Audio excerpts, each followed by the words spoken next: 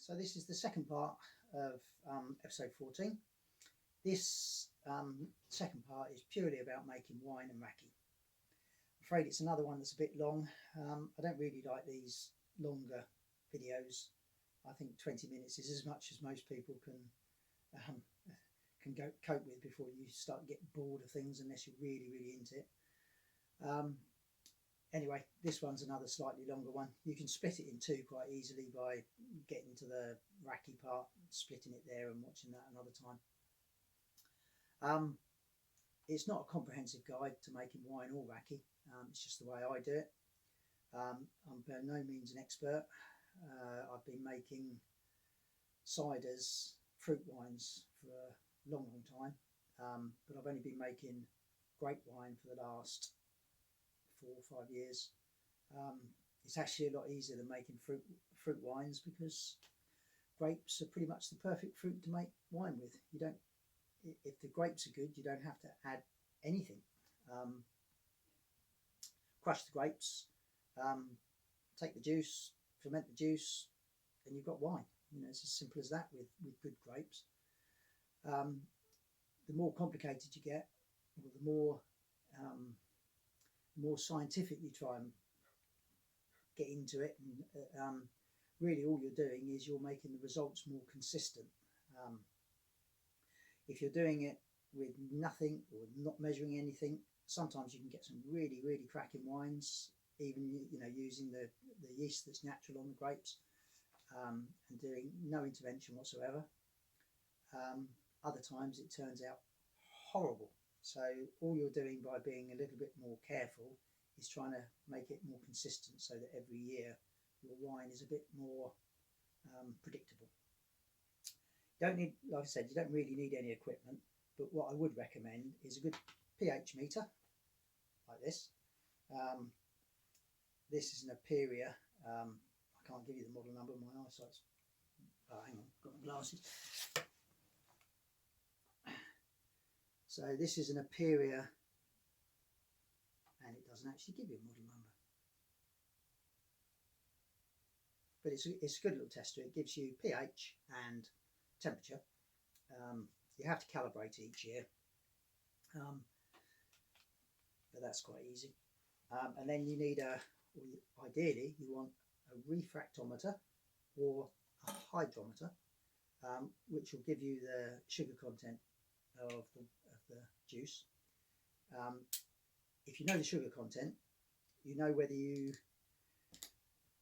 need to add any sugar to bring the alcohol content up, or to adjust the pH, or whether you need to add Camden tablets.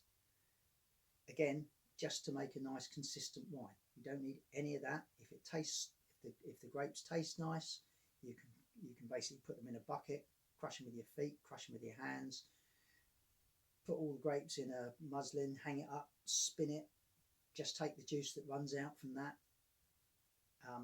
put it in a bucket, cover it over, give it a stir every couple of days. It'll start to ferment on its own yeast, or you can add commercial yeast. When the fermentation starts to settle down, put it in a carboy with an airlock on the top, and you'll end up with good wine. All you're doing by measuring things and adjusting things and adding things is making it consistent. So anyway, now to the actual video. Hope you enjoy it, hope it helps. It's by no means comprehensive. Look everything else up on the internet, there's plenty of information out there. This is just the way I'm doing it.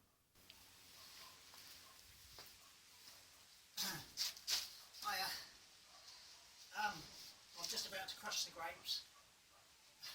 Not a very good year this year. The grapes we've got are nice, but we just haven't got very many of them. We had during August, when we weren't here, on our surveillance cameras, we could see jays attacking vines, and they basically stripped them. So out of 800 odd square metres of vineyard, I've got about 30 kilograms of grapes. They're good grapes, the ones I've got. They're testing quite nicely, but they wouldn't be enough to fill my little barrel even. So I've managed to buy some today, Cabernet Sauvignon to Liquor, which is sort of local wine grade, which is a true bitter spirituous, that's what you say. So it should add a bit more body to it. I think they complement each other quite nicely because the Liquor grapes are very fragrant with the sort of depth of character of the Cabernet. It can make a nice wine. So I bought 50 kilograms of Cabernet. Interesting to see how much juice I get and how it tests. So yeah, press it, or crush it rather, and then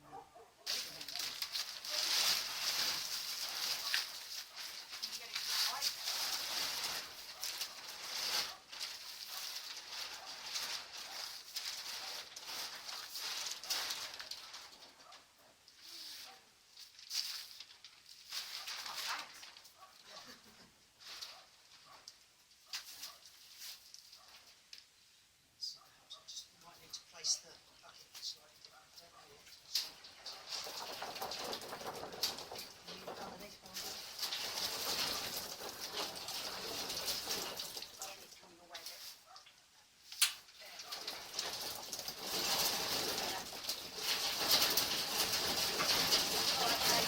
Quite a few. Try again.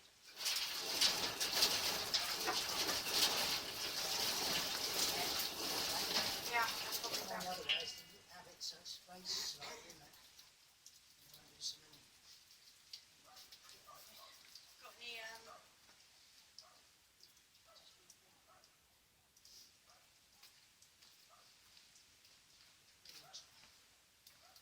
Planks on it, doesn't it?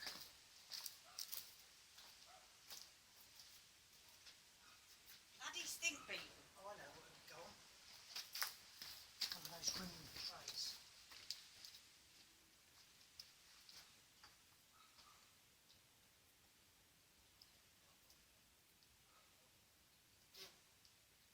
Cool.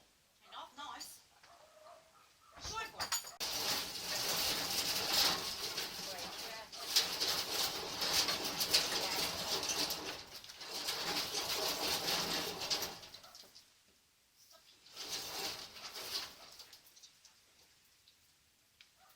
Now I can pull them off.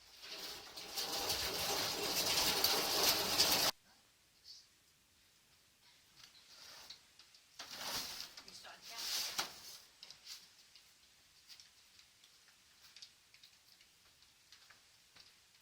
Good boy.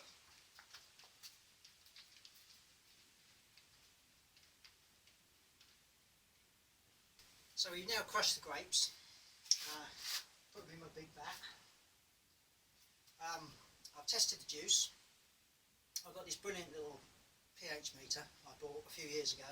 It's an Aperia. Once you've calibrated it, which you do each year, obviously it depends how often you use it, but I only really use it once a year. So you calibrate it and it gives the pH and the temperature of the must. Ideally you do a proper acid test. Yeah, I've forgotten, you call it titration, acid titration, but I haven't got the kit for that. pH gives you a pretty good indication of where the wine is, as far as whether it's ideal sort of pH or not. Acid titrations gives you a clearer picture of how acid the wine is going to taste when you make it, and whether you need to adjust it. I've found as long as the pH is in the right kind of ballpark and the brix is in the right kind of ballpark, it turns out quite nice. So one of these days I will do it properly and get acid titration, but because we've been to-ing and froing and not doing the wine properly for the last sort of 4 years, this is good enough. Next year, be different. Anyway, the pH has worked out at 3.3, or just slightly, probably 3.31, which is pretty perfect. Brix is 25, which is bloody good. That's potential with Brix. I think it's roughly 0.6 times whatever the Brix is will give you the potential alcohol, which works out 14-15% on a Brix of 25. So it should be really good stuff. I'm it's perfect. 3.3 to 3.4, perfect for red wine. Anywhere 22 to 25 bricks. It's going to make a really, hopefully, fingers crossed, it's going to make a really nice wine. I don't like adding sodium. Yeah, so Camden tablets. It's metasulfite to really, but I'm going to add a little bit because just 25 part per million, which is about. I've got about 50 litres, 60 litres of juice plus grapes, which will just protect it from any spoilage, bacteria that's in there. I'm going to use commercial yeast. I'll put that in tomorrow. So I'm just going to put a little bit of metasulfite tablets, if you like. So I'll put 8 Camden tablets, which is only about 25 to 30 parts per million, which is about the minimum you can possibly put in. Basically, it protects it with a little bit of sulfite from the nasty bugs. Anyway, that's what I'm going to stir in now. Then I'm going to leave it till tomorrow and put my cultured yeast in. And from then on, it's a matter of pressing down the cap, which is basically all the grape skins that keep floating to the top. Do that, it will start to ferment. After about a week, usually fermentation dies right down, and that's the point where you then drain off the free flow juice that just sort of flows out from the tap, and press the skins to get what's left, and then I usually put it in a carboy to begin with for that last bit of fermentation. Also, I'm going to add a bit of malolactic bacteria this year. I'm pretty sure it goes through a natural malolactic, but I'm just going to prompt it by putting a bit of malolactic bacteria in, which just softens it a little bit. And then come sort of November time, I'll put it in the oak barrel, and it can sit in the oak barrel until I bottle it. About day, God, I've lost track. Day 4, and then each day, 2 or 3 times a day, punch down the cap. If you don't do this, it goes mouldy on top. There's a lot of carbon dioxide coming off of this.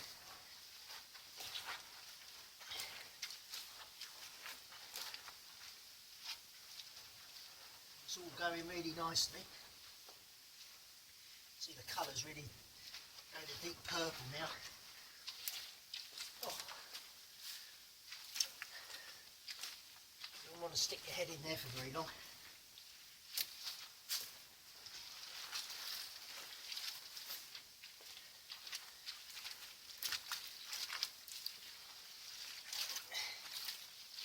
Oh.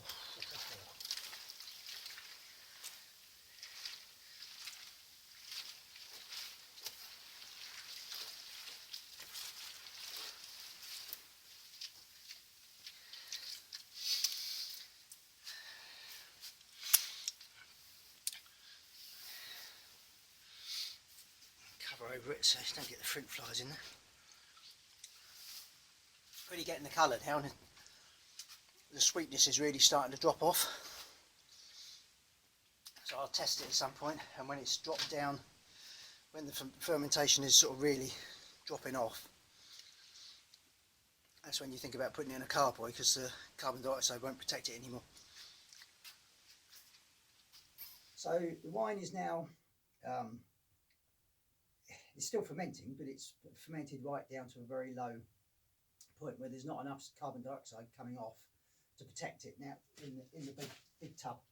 So the idea now is that you take off all the juice, put it in this. I'm going to put it in this big carboy. I'm hoping I'm going to fill it. This is 50 litres, and then obviously all the grape must. I think then press. One of the not so fun parts of making wine, but very important, is making sure everything's scrupulously clean. So I spent most of the morning disinfecting carboys, two carboys, little jug for scooping out the grapes, the press outside, a couple of buckets, funnels, everything. Another reason I like making sure everything's super clean is you don't have to add so much metasulfite or any. I normally do add a little bit when I first crush the grapes and put them in there, just to the lowest amount you can get away with, just to sort of kill off some of the weird sort of bacteria and things that are present on the grapes. The yeast that's on the grapes, that it won't kill if you've got it at a very low level. It might kill some of the sort of more funky type of yeasts that give weird flavours. But later on I try and avoid sulfites if I can. Sometimes it's prudent too, it just depends how acidy and everything else. But I'm hoping this time, because everything else is perfect, not to have to bother. So all I'm going to do now is, having made everything scrupulously clean, hygiene kind of goes out the window now, because you're drawing off liquid. There are fruit flies about. I've just sprayed around to try and kill the worst of them. You're then taking stuff out into the open, putting it through a press, into a bucket, pouring it into the... So all that having been said about keeping everything clean, it all kind of goes a little bit to pieces, but you do the best you can. So and you try and do it as cleanly as you can, but you know, at this stage it's not as important as later on, as the carbon dioxide and everything dies down. So here's the free flow. There's a little filter in the bottom of the tank. I'll uncover this now.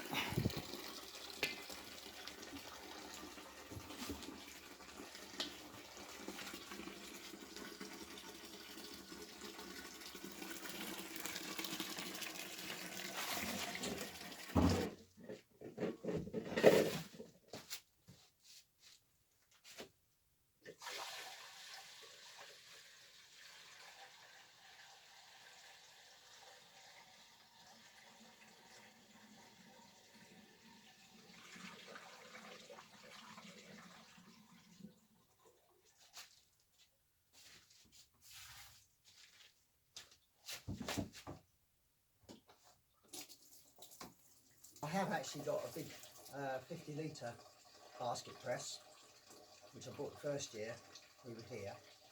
I'm not going to use that this year, just haven't made enough. So I've got a little hobbyist sort of little press that I bought from England. I used when I did a small batch of cider, sort of 5-10 litres at a time. For the amount I've made this year, that'll be enough, I think. Say getting the big one out and having to clean it all down again, the small one's much easier.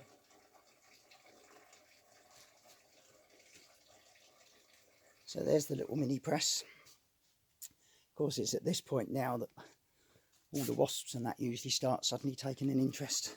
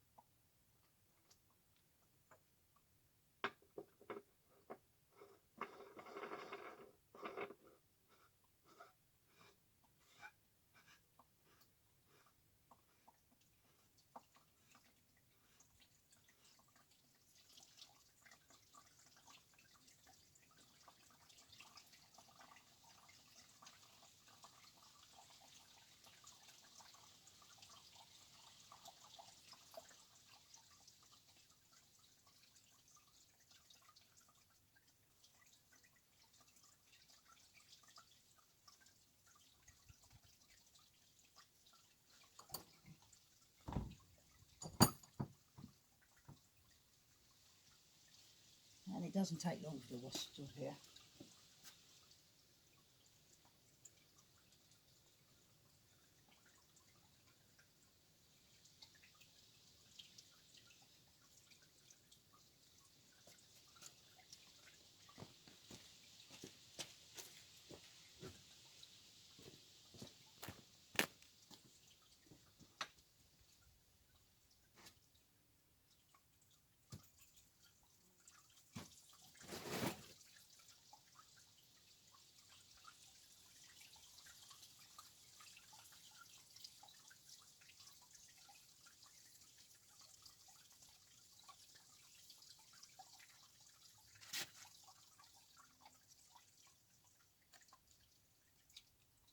As excuse the sore throat.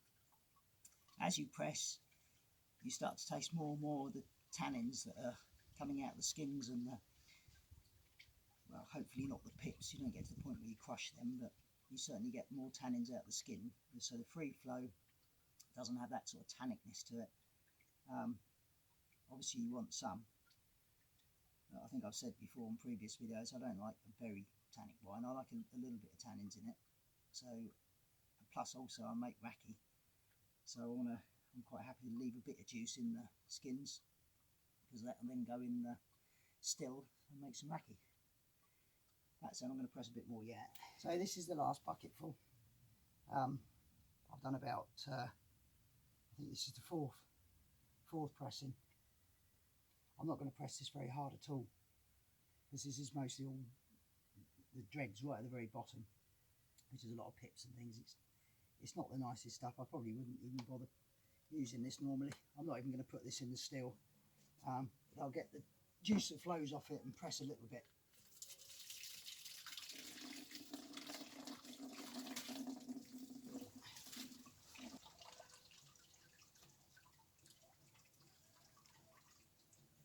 Yeah, just starting to get some real astringency sort of flavours coming through now, so I'm not going to press that anymore. That'll do.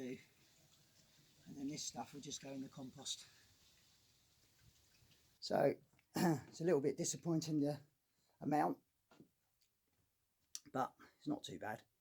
That's it's a 50 litre carboy. It's sort of 50 litres if it's up to about there.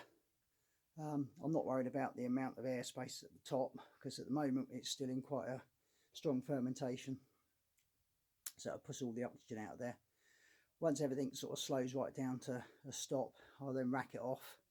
There'll be enough to fill my 30 litre barrel, this one down here, and probably just a 5 or 10 litre carboy after that. Not going to be the best year quantity wise, but I think quality wise might be the best yet. We shall see. Now the big cleanup. Right, the still is 3/4 full of grape must, grape skins, pips, all the stuff that came out the bottom of the big barrel, fermenting barrel. I'm just going to put the camera on here.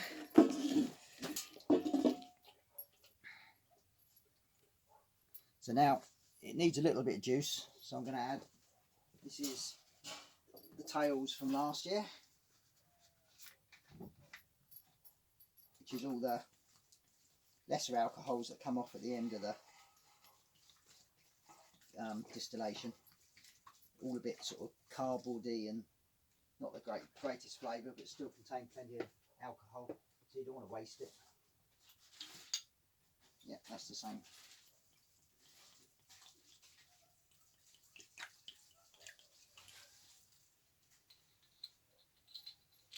Then, to be honest, I'm not entirely sure what's in here. It was in the distillation room with the rest of it, so I think it's probably the same sort of stuff. I'll know when I smell it. Yeah, so that's tails as well, so that can all go in. Yeah, you won't like this, I can assure you, you won't like this. and then also just need to add a bit of water so it's got something to work on. Put about half of this in. That's about it.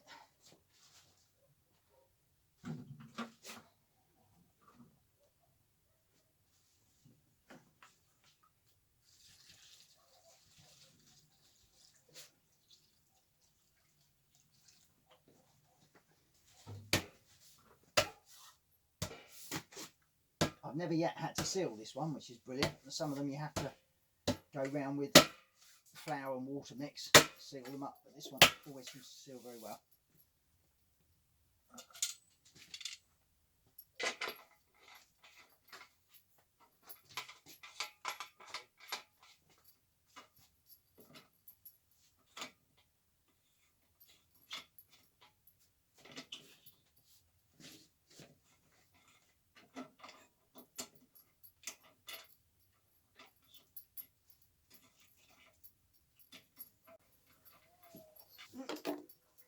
What that is. Hi Dex.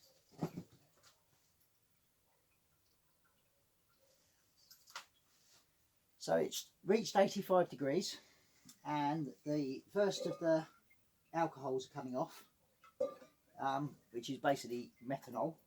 I know from experience with this 30 litre, it's a bit different actually doing wine, but I know the taste of methanol, which is actually, that's coming to the end of the methanol now. But it's approximately 3/4 of a jam jar full, if you like, for a 30 litre. I think it certainly was with cider, similar with wine, a little bit more. No, in fact it was probably more with cider because there was a lot more pectins and things. Anyway, I've got, over the years, I've got to know the taste, so that's probably why I'm blind, to be honest. Once the methanol comes off, which I'll save to use for lighting barbecues, because it's excellent for that, except that it's got no colour to the flame, so you've got to be a bit careful. Then the better alcohols start coming off. This is a stripping run, so essentially I'm just taking everything that comes out of it, apart from the methanol and the very last of the tails, which goes very cardboardy and horrible. But I'll save that to put back in next year, like I put it in here this year.